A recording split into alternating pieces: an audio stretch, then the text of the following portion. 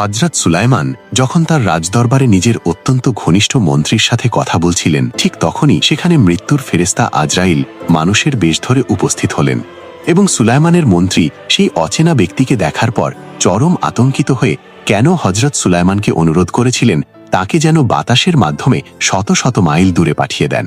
একদিন আল্লাহর নবী হযরত সুলাইমান আলাইহিসসালাম তার জাঁকজমকপূর্ণ রাজদরবারে মানুষ, জিন এবং পশু পাখিদের মাঝে উপবিষ্ট ছিলেন এবং তার ঠিক পাশেই বসেছিলেন তার একজন অত্যন্ত ঘনিষ্ঠ ও বিশিষ্ট মন্ত্রী।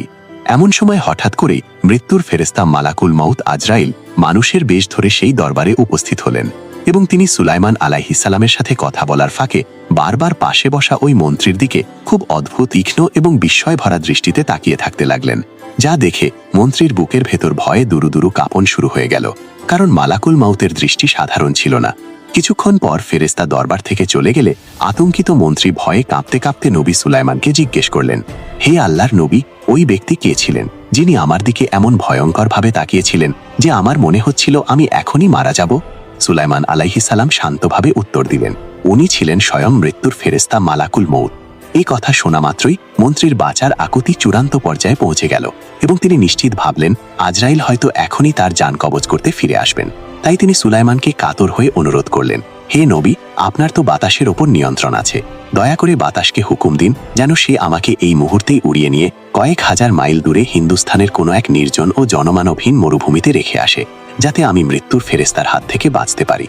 সুলাইমান আলাইহিসসালাম লোকটির প্রাণের ভয়ে তার অনুরোধ রাখলেন এবং বাতাসকে নির্দেশ দেওয়া মাত্রই চোখের পলকে বাতাস লোকটিকে হাজার মাইল দূরে হিন্দুস্থানের মরুভূমিতে উড়িয়ে নিয়ে গেল। কিন্তু ঘটনার রোমাঞ্চকর মোড় এলো পরদিন, যখন মালাকুল মাউত আবারও সুলাইমান আলাইহিসসালামের দরবারে ফিরে এলেন। তখন নবী কৌতূহলবশত তাকে জিজ্ঞেস করলেন, হে আজরাইল, গতকাল আপনি আমার ওই মন্ত্রীর দিকে অত অবাক হয়ে কেন তাকিয়েছিলেন?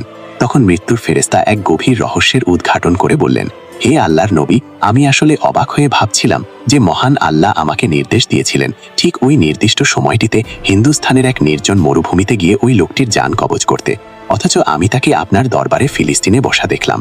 তাই আমি মনে মনে ভাবছিলাম এই লোকটা তো এখন এখানে আমার সামনে বসা, সে এত অল্প সময়ের মধ্যে এত দূর হিন্দুস্থানে পৌঁছাবে কিভাবে যেখানে তার মৃত্যু নির্ধারিত হয়ে আছে?